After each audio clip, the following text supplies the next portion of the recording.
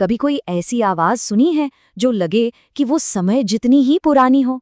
आज हम एक ऐसी ही ध्वनि की दुनिया में उतरने वाले हैं। गायत्री मंत्र, ये एक ऐसी गूंज है जो हजारों सालों से चली आ रही है। तो चलिए मिलकर पता लगाते हैं कि आखिर इसमें आज भी इतनी शक्ति क्यों है।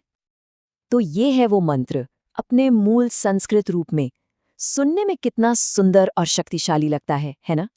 लेकिन इस धुन के पीछे, इन शब्दों में एक पूरा ब्रह्मांड छिपा है। सवाल ये है कि ये प्राचीन मंत्र आखिर हमसे कहना क्या चाहता है। आइए इस रहस्य को सुलझाते हैं।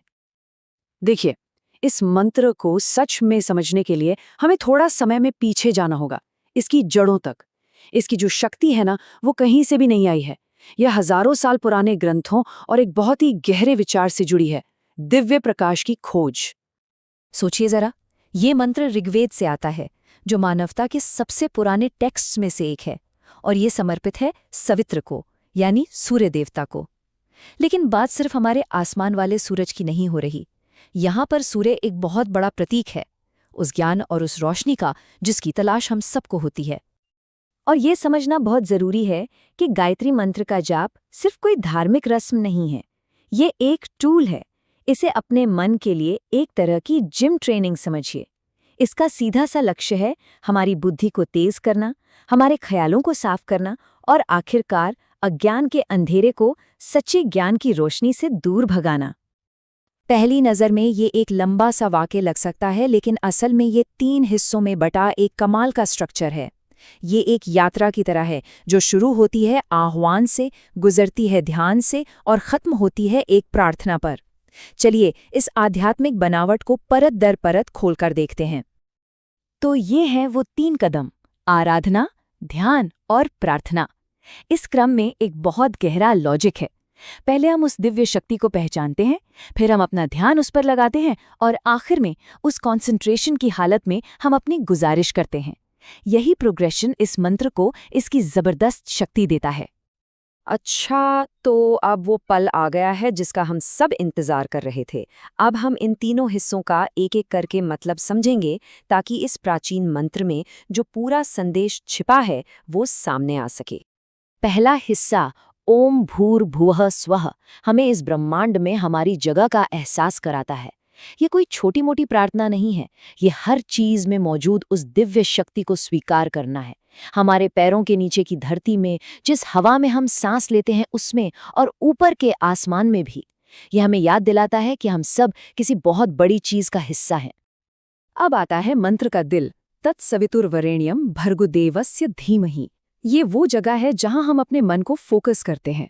हम उस दिव्य प्रकाश, उस ज्ञान की रोशनी पर ध्यान लगाते हैं जिसमें अज्ञान को जलाकर राख कर देने की ताकत है। ये ठीक वैसा ही है जैसे अपना चेहरा रोशनी की तरफ घुमा लेना और अपनी परछाइयों को पीछे छोड़ देना। और आखिर में आती है प्रार्थना, धियो यो नः प्रचोदयात्। इस प्रार्थना की सबसे खास बात पता है क्या है? वो ये है कि ये मांगती क्या है। ये दौलत या दुनिया की चीजें नहीं मांग रही, बल्कि उससे कहीं ज्यादा कीमती चीज मांग रही है कि हमारी बुद्धि प्रकाशित हो, हमारे विचार साफ हों और हमारी समझ गहरी हो। तो जब हम इन तीनों हिस्सों को एक साथ जोड़ते हैं ना, तो पूरा मतलब एकदम साफ हो जाता है। इसका निचोड़ है, हम उस दिव्य रचयिता की महानता पर ध्यान करते हैं, वो हमारी बुद्धि को सही रास्ता दिखाएं।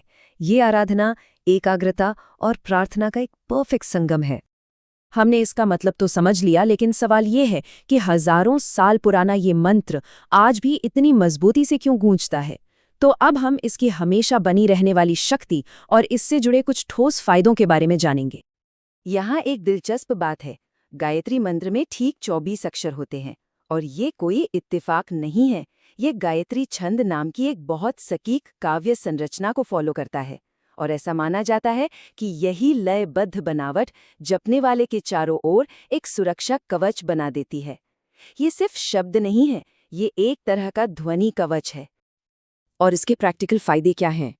कभी उस वक्त के बारे में सोचिए जब मन में हजारों ख्याल दौड़ रहे हों और कुछ भी साफ साफ सोच पाना मुश्किल हो।